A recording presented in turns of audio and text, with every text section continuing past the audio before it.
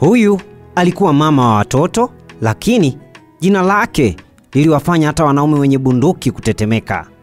Alijulikana kwa upole nyumbani, lakini kwa ulimwengu wa giza alijulikana kama malkia wa kifo.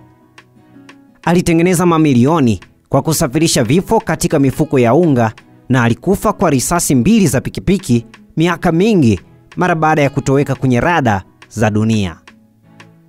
Hii si hadithi ya kawaida. Hii ni simulizi ya mwanamke aliyejenga ufalme juu ya maiti.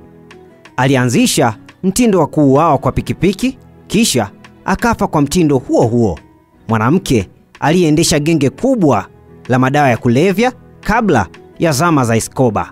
Wanaume walimpigia magoti, wauaji walimwogopa, na serikali ya Marekani ilimtafuta kwa miaka.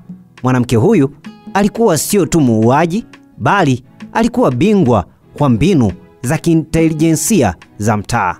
Karibu tujue alivyotoka umaskini hadi kuwa kiongozi wa giza la cocaine. Mimi ni Sifali na hii ni Sifali Trends. Leo kwenye Trends History tunaangazia kuhusu malkia wa kifo. Je, ni nani huyu? Huyu si mwingine bali ni mwanamke ambaye anafahamika kama Griselda Blanco, malkia wa kifo. Griselda Blanco ni nani huyu? Huyu alikuwa mama wa watoto 4, lakini pia malkia wa genge kubwa la madawa ya kulevya kutoka Colombia hadi Marekani katika miaka ya 70 hadi 80 pale. Huyu alijulikana kwa ukatili, ushawishi na ubunifu wa njia za magendo ya madawa, ikiwa ni pamoja na kubuni nguo za ndani zilizokuwa na mifuko ya cocaine kwa wasafirishaji. Alizaliwa tarehe 15 mwezi wa pili mwaka 1943 huko Cartagena, Colombia. Alikulia katika jiji la Medellin akiwa na mama yake. Maisha ya uchochole yalimsukuma kuingia kwenye wizi, ukahaba na uharibifu mwingine akiwa bado binti mdogo. Kisa cha kutisha zaidi, akiwa na miaka 11 alihusishwa na utekaji wa mtoto kutoka familia tajiri, na baada ya familia hiyo kukataa kulipa fidia, mtoto huyo aliuawa, tukio ambalo lilitabiri maisha yake yajayo ya uhalifu sugu. Mara baada ya kuhamia Miami, Marekani, alianza kujenga mtandao mkubwa wa usafirishaji wa cocaine kutoka Medellin hadi Marekani. Alijulikana zaidi kwa jina la Madrina au Black Widow, yani mjane mweusi, kwa sababu ya kuwaua waume zake kwa mikono yake au kwa kuwaagiza wauaji wake. Huyu alikuwa na mapato ya mamilioni ya dola kila mwezi. Alitoa hongo, aliendesha biashara kwa mkono wa chuma, na hata aliwahi kuamuru mauaji kutoka jela alipofungwa baadaye. Sasa yote hayo aliyokuwa akiyafanya, njia zake za mafanikio hasa ni zipi? Huenda wengi sana wameshataja ama umeshasikia makala ama hadithi tofauti, simulizi pia, au kusoma kwenye nakala mbalimbali zikimueleza mwanamama huyu, lakini jinsi walivyoeleza si kama ambavyo nitakudadavulia siku ya leo. Hizi ni njia za mafanikio yake. Huyu alitumia wanawake kama wasafirishaji wakubwa wa madawa kwa sababu walikuwa wakikaguliwa kidogo tu na maafisa wa uwanja wa ndege. Alijenga uhusiano na wanasiasa na polisi wa ngazi ya juu kwa njia ya hongo.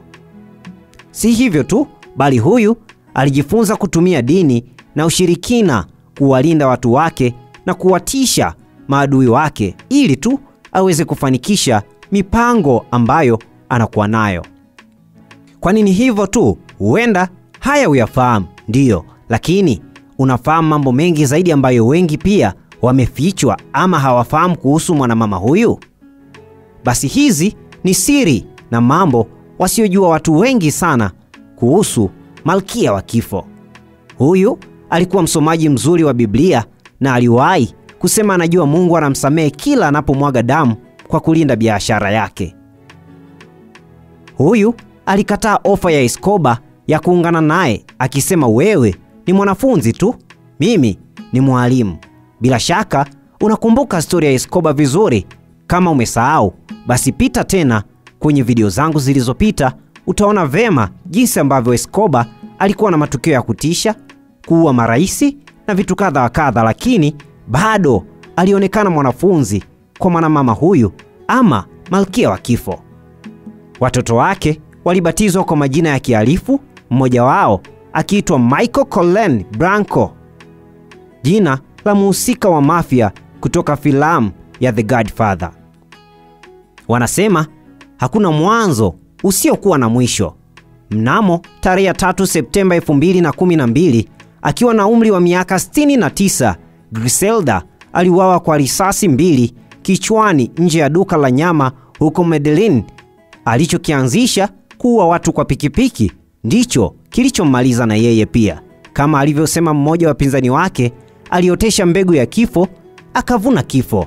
Sasa Griselda Branco alibeba siri nyingi sana, lakini kubwa kuliko zote ni jinsi mwanamke alivyoweza kuendesha genge la kihalifu kwa mafanikio katika dunia ya wanaume. Alikuwa mwovu, mjanja, mwenye maono ya mbali, lakini mwisho wa siku alibaki kuwa fundisho la historia, kuwa kila utawala wa damu huisha kwa damu. Wanasema ukiitawala dunia kwa risasi, jiandae kutafunwa na risasi hizo hizo. Sifari Trends inakuletea makala hizi makini kila wiki. Endelea kutufuatilia, kwani kesho tunaibua mwingine mwenye historia ya kutisha zaidi ya hii. Hii ni Trends History. Mimi ni Sifari kupitia Sifari Trends. Tufuate kwenye mitandao yote ya kijamii. Kwa sasa sina la ziada.